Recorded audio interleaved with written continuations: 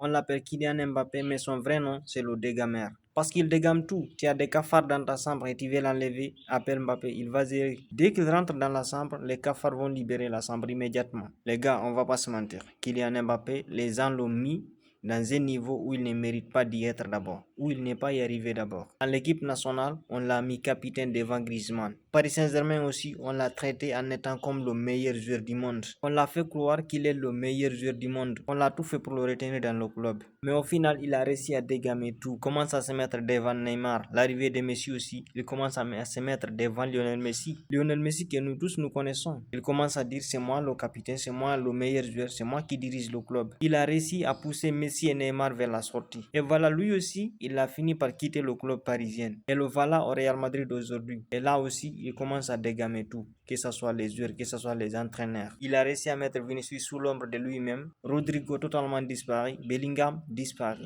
Et là maintenant, c'est au tour des entraîneurs. Il commence à manquer de respect aux entraîneurs. Il a réussi à faire quitter Carlo Ancelotti. Il a réussi encore tout de suite à faire quitter Xavi Alonso. Parce que Xavi Alonso, lui, il a réussi à quitter le club, à abandonner le poste d'entraîneur parce qu'il ne se sent pas respecté par Kylian Mbappé. Et ensuite, ils ont envoyé un nouveau entraîneur qui s'appelle Arbeloa, un ancien joueur de Real Madrid, tout le monde le connaît.